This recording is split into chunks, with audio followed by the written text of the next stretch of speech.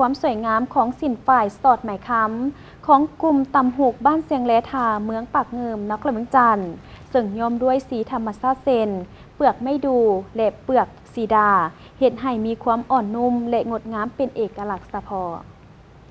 นี่แมนสินฝ่ายสอดไหมค้ำของกลุ่มตำหูกบ้านเสียงเลทาเมืองปากเงิมนครเมืองจันทร์ซึ่งเป็นสีไม้ลายมือของเอ้ยน้องแม่หญิงบ้านดังกล่าวที่ย้อมด้วยสีธรรมชาติโดยการนำเอาเปลือกไม้ชนิดต่างๆมาต้มได้แก่เปลือกไม่ดูเปลือกหมากซีดาและเปลือกแฮมจากนั้นก็นำไปย้อมแบบธรรมชาติเฮ็ดให้สินแต่ละพื้นมีความอ่อนนุ่มและสวยงามเป็นเอกลักษณ์แตกต่างจากสินชนิดอื่นๆท่านนางบัวพันธ์หุ่มอาภัยผู้จำหน่ายสินได้ให้สัมภาษณ์ในโอกาสนำมาวางขายอยู่ในกล่องประชุมใหญ่องค์คณะผักเมืองสังทองว่า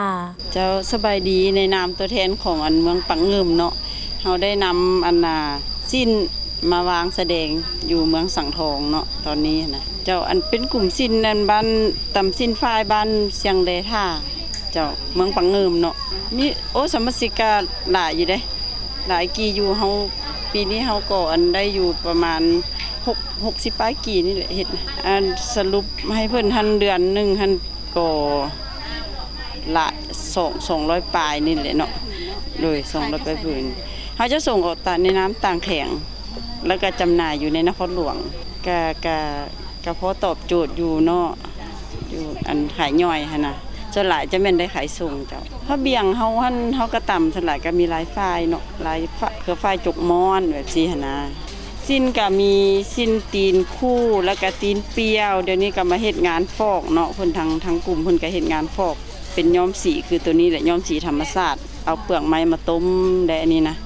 จังออกมาแหละแม่นแล้วราคาย่อยเขาก็ขายอยู่ผืนหนึ่งก็400,000เจ้าบ่ได้ขายแพงเนาะแต่ว่าเนื้อแน่นเนื้องามต่ำเองรีดเองมาโลดอันนี้นะสูงสุดก็500,000เจ้าอยู่ในกลุ่มเขาเนาะเขาขายอันตัวต่ำอยู่เชียงแลนี่นะถ้าอันใดอยากสนใจอยากได้สิ้นเนาะก็คือห้านเขาจะตั้งอยู่อันไอติกตึกใหม่เนาะชั้น2เนาะอยู่ในนครหลวงเขาจะจำหน่ายอยู่หั่นเบอร์โทรก็คือ28361234เจ้าและนอกนี้เพิ่นยังกล่าวอีกว่าสินของกลุ่มบ้านเสียงและทาแม่นมีความแน่นหนาดีเพราะต่ำด้วยฟืม18และฟืม15มีราคา4-5 แสนกีบโดยจำหน่ายในนครเมืองจันทร์และส่งไปต่างแขวงโดยเฉพาะแขวงเสียงขวางและภาคใต้แม่นได้ขายดีเป็นพิเศษในปีผ่านมากลุ่มตำหูกบ้านเสียงและทา